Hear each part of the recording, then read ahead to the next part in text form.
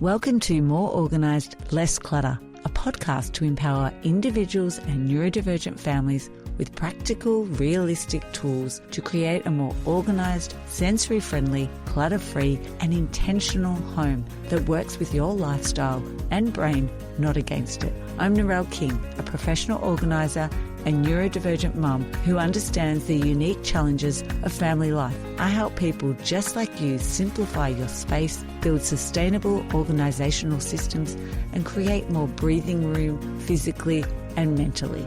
Every fortnight, you'll hear solo episodes and guest conversations filled with practical strategies on decluttering, home organisation, routines for neurodivergent families, mindful living, and how to build a home that feels safe, calm and functional. You'll walk away with actionable takeaways you can implement even if you only have 10 minutes to spare. Today on the podcast, More Organised, Less Clutter, I'm talking with Mel from Life Organised. She's a professional organiser, certified Konmari consultant and former psychologist based in Tasmania, Australia. She works with clients in their home and through online coaching programs, and she specialises in supporting people in midlife and life transitions. She shares her personal journey with clutter and also first steps that you can take to begin decluttering without feeling overwhelmed. This conversation is a video recording that you can watch on YouTube. Let's jump into this More Organised, Less Clutter with Mel to get started on your clutter. Today on More Organised, Less Clutter, I'm talking with Mel from Life Organised. She's a professional organised, certified Konmari consultant and former psychologist that she works with clients in their home and through her online coaching programs, specialises in supporting people in midlife and life transitions. And today she is going to be talking about the psychology behind clutter and sharing some practical ways to get started. So welcome, Mel. Thanks, Narelle. Great to be here. Oh, it's so good to have you back. It's so good to have you on. I'm going to start with a question, which I do with every person to find out a little bit about yourself and the interests you have. So if you were a Barbie doll, what 2 accessories would you come with? 2 accessories. Okay. Probably my running shoes and my mobile phone. So tell us about your running shoes. What type of running do you enjoy doing? I discovered running in my midlife, and before I turned 50, I wanted to tick off a marathon. I did that, and then I became addicted to destination marathons. So I've now done 7 and I'm training for my 8th. So wow. Definitely my running shoes, and I love to take photos while I'm running. So I take my phone with me. So when you're running, you take your phone, even in the marathon as well? Yeah, I do. Wow. Yes. Yeah. And so what's your favourite marathon that you've done? Look, it's probably a tie between New York and London. The atmosphere for those runs, it's amazing. And was the weather good for it? Like not too hot? Yeah, probably those 2 runs were quite good because I don't hate hot weather. So yeah, I was very lucky on the days for those runs. Yeah, because it can be really humid and that wouldn't be good to be running. It's not good at all. I've taken a couple of those and I do a lot of walking. Yeah. So being both professional organisers, if I was to come to your house, what area of organising would you like support in? My big Achilles heel is my digital clutter. Oh, yeah. Definitely, that would be mine. Is my photos. Okay. It's so hard to get on top of it at times. Yeah, it is, and you've got to stay on top of it all the time. Otherwise, like the physical clutter. But it does my head in. Yeah. And I'm sure it's like you too, is that it stops you getting started, which is what we see with clients as well, isn't it? Yeah, correct. It's like, where do I start? There's just so much. Yes, and then you don't start. So what strengths do you bring to your business that make your service unique? Because there is, like we said, it's like that midlife and transition area that you do work with a lot of people. So what are some of your strengths? I think, my background is as a psychologist. I left that quite some years ago, but when I started in the space, I discovered the Konmari method, and I loved that method because it's very introspective. And so it really encourages you to think intentionally about every single item that you own and to do that thinking about what truly matters to you. And so I love that sort of mindful, intentional approach. And by following that process and examining every single item that you own, you learn a lot about yourself. And so for me, as I said, the psychologist in me was really drawn to that method because, clutter is just not physical items. There's a lot of emotion, as you know, lots of emotions attached to our clutter, and we really need to explore that, explore what we're feeling and thinking about those items so that we can move forward. Yeah. So what about your story? Because you have a really interesting journey. Yeah, for sure. So I think as a kid, I was definitely neat and organised, and my mum says I was. But then when I started working, I suddenly had disposable income and I discovered shopping and I became a serious shopaholic. So I would shop if I was sad, happy, stressed. If I had to travel for work, that deserved a reward. And so what happened is my house started filling up. So all the cupboards were full. On the outside, it's still, if somebody walked into the house, it still looked quite neat and organised. But if behind the closed doors, it was a completely different story. And then what happened was my cupboards were so full around our room. So then I started storing stuff in my home office. So that became my storage room. And that sort of filled up. And then in 2020, the pandemic hit and I moved to working from home. I could not even open the door to my home office. So I spent the whole time working on my kitchen table because it was just too overwhelming to think about clearing that room. And then it all changed for me in 2021. I was actually made redundant from my work role and I took a bit of a holiday. And during the holiday, I discovered Marie Kondo and her book, The Life-Changing Magic of Tidying Up. And as I said, I read the book and it really struck a chord with me. And I thought, well, look, I've got plenty of spare time on my hands, so let me try this method. And I did, and applying it alongside my own learnings in psychology. And as I worked through all of the items in my home, the transformation in my mindset and behaviors was so amazing that I thought, I've got to share this with others. So I hopped on and I Googled and discovered you could train and become certified as a Konmari consultant. So that's what I did and then set up my business. So I decluttered my career as well as all the physical items in my home.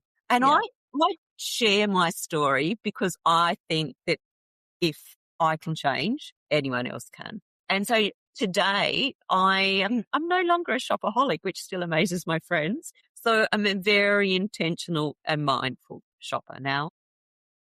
And now, like being intentional with what you buy, do you also, and I think working in the space, have you found that you've maybe adopted different practices in your shopping as well? Like, is it more secondhand than what you did in the past or not? A little bit more secondhand and also very much look at, the quality of the items. So that fast fashion, which you wear a couple of times and then you've got to sort of try and dispose of it.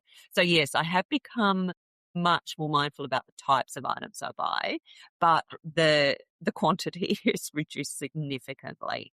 So, because I now know everything that I own, I know what I need. I'm just not out there shopping for the thrill and for the dopamine hit. Yeah.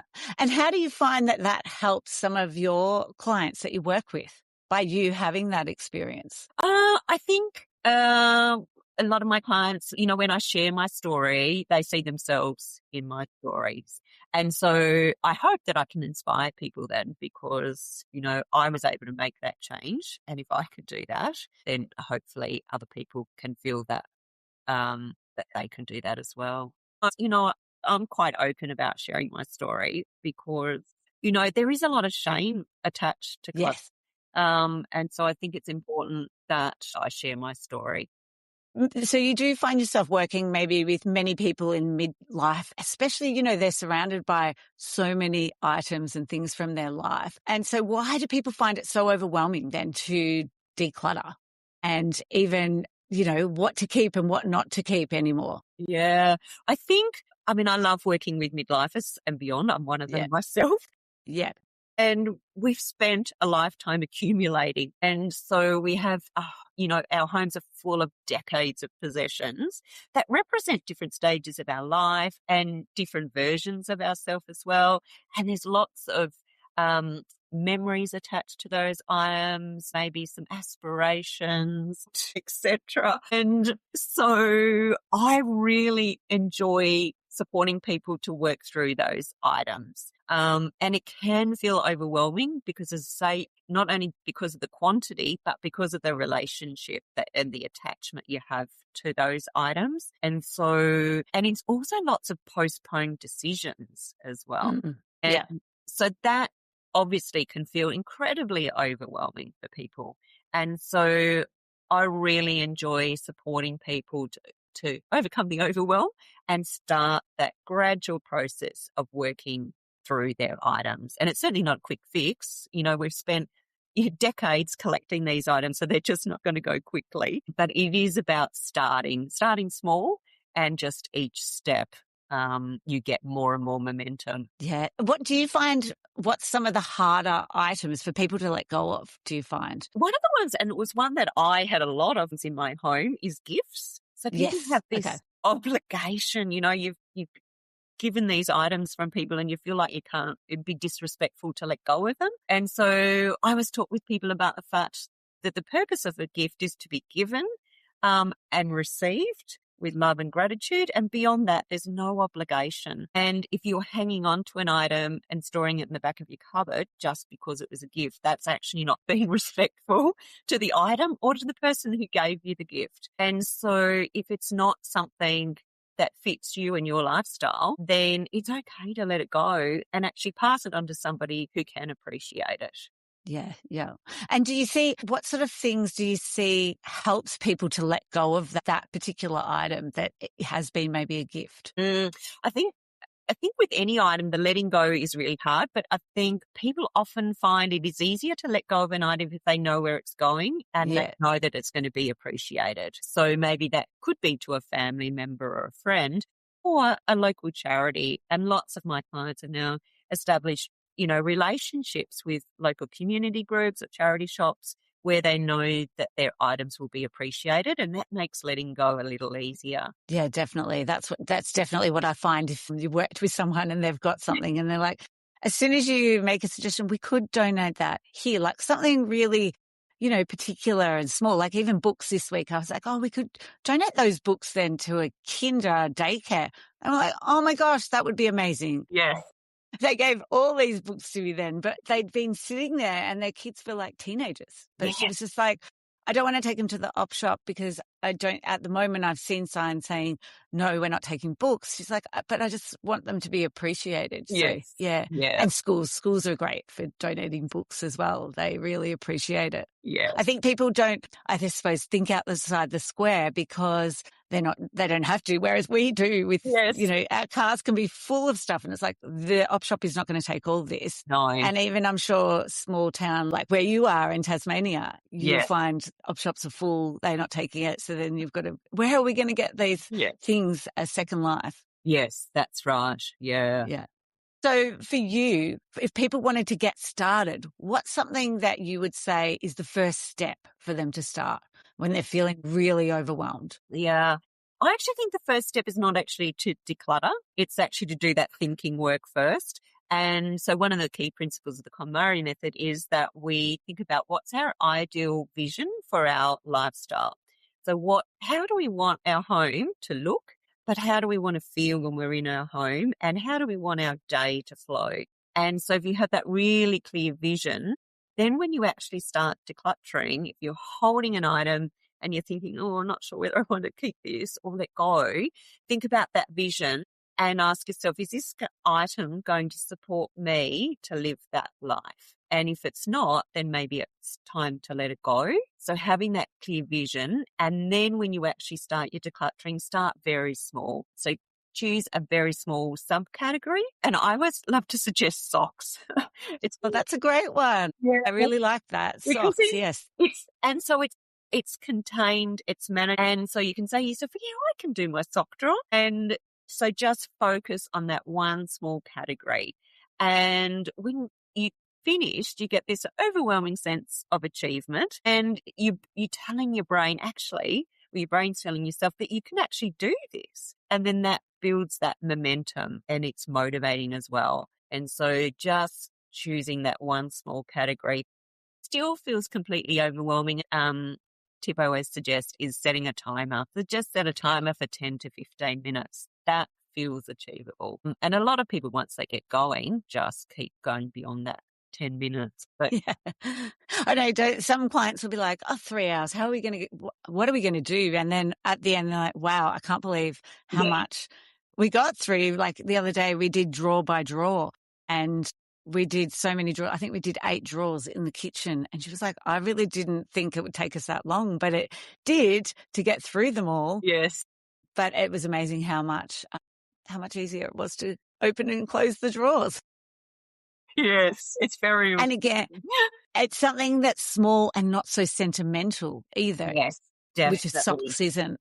Yeah, so you want to start with something that feels really easy and manageable. In the Konmari method, we always suggest starting with clothing as a first category because it's something that we see, we touch, we feel every day. And then we leave sentimental items to the very last, because as you're making decisions and working through your items and your categories, you're building up your decision-making muscle so that by the time you get to sentimental, it's still hard, but you've learned how to make decisions and you feel much more confident in making those decisions. Yeah. Definitely don't start with sentimental items. Sentimental or admin digital, because you can't see, can you? It's not as visual. Yeah, that's definitely. So what's one thing that you wish listeners would do to be more organised? Commit, firstly. I think committing some time and effort to looking at their items, because it is a commitment both physically and emotionally. And so you really need to prepare yourself for that. And then, the golden rule for being organised is that every single item in your home has its own home. Yes. Because that way it's so easy to find things, but it's also so easy to return items. So rather than just dropping things, that actually goes there in that shelf. So I'll put it there. Yes. Otherwise we end up with the doom piles because we don't know where everything's going. Yes, correct. Definitely. Yes. Mel, thank you so much for your time and sharing your tips and tricks as well. Is there what's the best way for people to connect with you? I have a website, which is www.livelifeorganised.com.au. And I'm on all the socials. So, yes, just look up Live Life Organised and you will find me on Instagram, Facebook, and LinkedIn. I think it's the same as well. Yeah. I'll share all those. Yes. Yeah, share all those in the show notes. But thank you so much, Mel. It was so great to connect with you and in person like this so we can see each other. Yeah, thanks, Narelle. It's been lovely. Are you struggling to find ingredients to put a meal together? It's time to bring ease and order to your kitchen space with our free step-by-step pantry organisation guide. Our comprehensive guide walks you through each step to help you create a pantry that's both functional and organised. Head to simplyhappy.com.au to the resource tab to get instant access today. I'd like to acknowledge the Wathaurong people of the Kulin Nation on which this podcast is recorded as the traditional custodians of the land. I pay my respects to their elders, past, present and emerging.